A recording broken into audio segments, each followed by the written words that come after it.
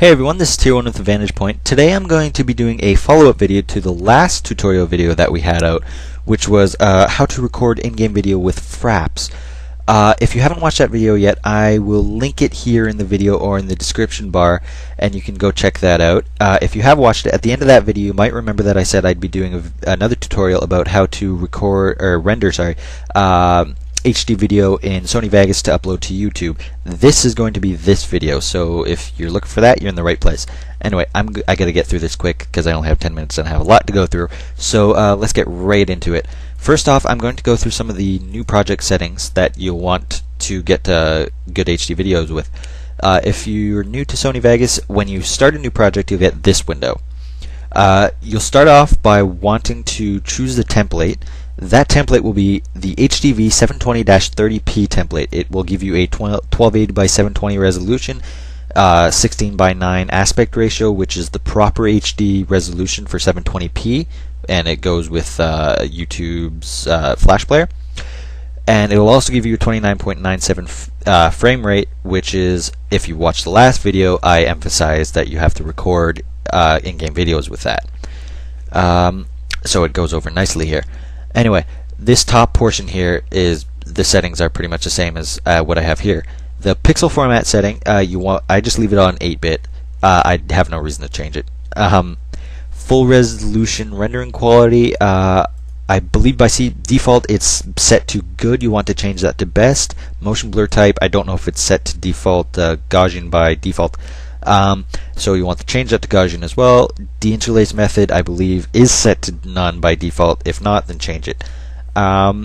Anyway, I'm going to pull up another video here that I have all ready to go, which is actually our intro to the tutorial videos. One thing I want to emphasize here before I get into the settings for rendering and different ways to render is that when you render something, when you're rendering a portion of a video, you'll need to, these yellow doohickeys at the top here, you'll need to place the portion of the video that you want to render in between them, and it'll be highlighted blue. So if I move that, this portion of the video will be rendered, and if I move it out here, the whole thing will be rendered. It's pretty simple. Anyway, when you, if you're new also, you go to render a video, you go into File, and then Render As. Anyway, the first way that I have here to render a video, and I use this most of the time, is to make a WMV format. In the Save as Type field, it's Windows Media Video version 11.wmv. You want to save the file as, or you want to use, the template 6 Mbps HD 720-30p video. I know there are a bunch of custom tutorials on YouTube that use a custom template. I tried using that when I was learning about this, but it ended up just being, the template ended up just being similar to this, and I used it anyway. I used this one anyway.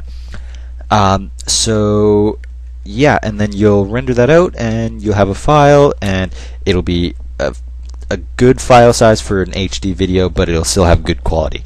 So I'm not going to render it out because I've already rendered it. Anyway, the second way is a two-part process here.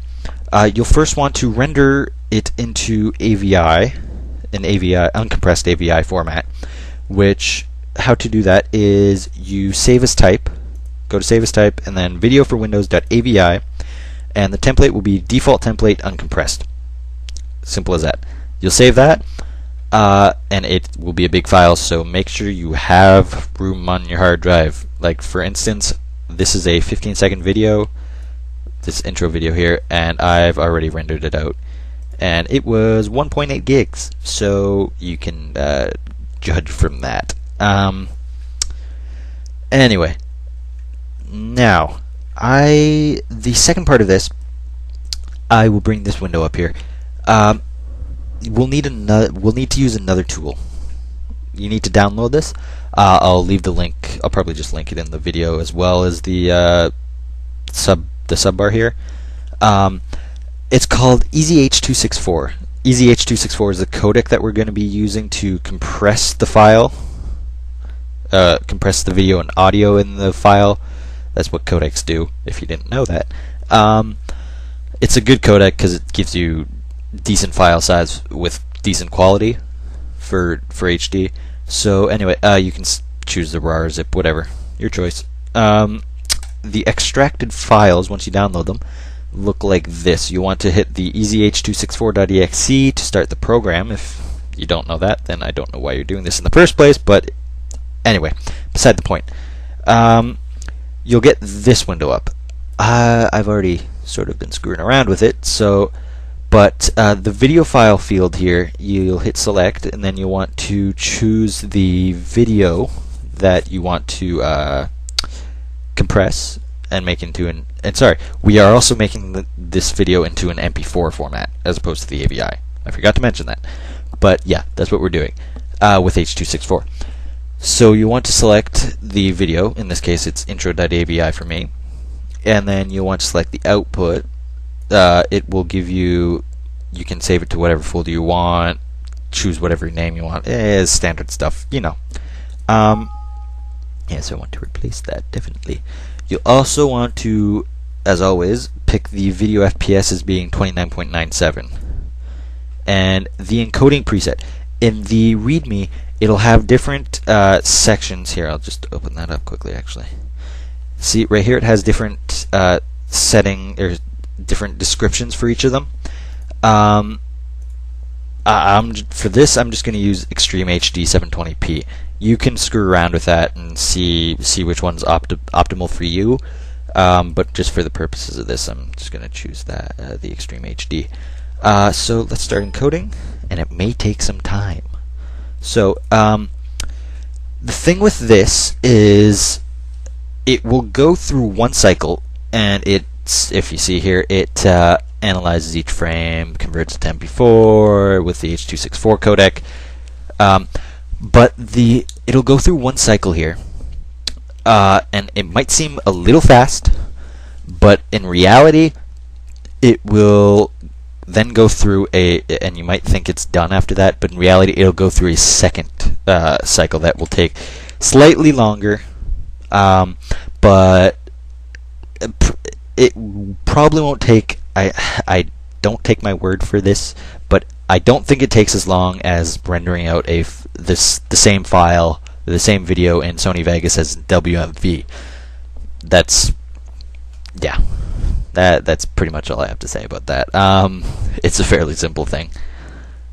So once this thing's done, which should be relatively soon, sorry. And there you go. It'll have completed conversion. You go to the file where you saved it, or the folder where you saved it, sorry, and then you'll have the MP4 file right here. As you can see here, right down in the size thing, or in the size descriptor here, the MP4 format is 9.79 megs, and the WMV is 12.7 megs. I'm not going to show you the videos because it doesn't really transfer over well with the recording, but the WMV and the MP4 are, by my eyes, not very different in quality, if there is any difference at all. So it's really up to you. There's a size difference here, but at this size, it doesn't really make a difference to me. Once it gets up to bigger size files, it might make a difference. It's just your opinion and what you want to do. Anyway, this is the end of this tutorial video. If you enjoyed it, as always, please rate, comment, and subscribe. I don't know if we'll be doing another tutorial video soon. I'm probably going to try to get some gameplay videos up because I've been lacking in those lately. Anyway, until next time, this is TierOne with the Vantage Point, and thanks for watching.